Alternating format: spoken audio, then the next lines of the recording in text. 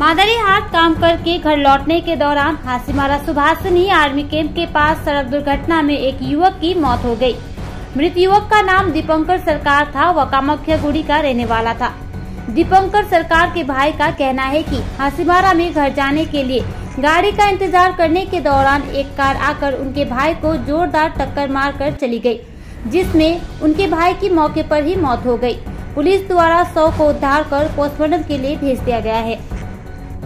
থানাতে আসেছেন না, কি সমস্যা হয়েছে একটু বলেন না। দাদার শুনেছি অ্যাক্সিডেন্ট হয়েছে না? কোথায় হয়েছে? হাসিমারা।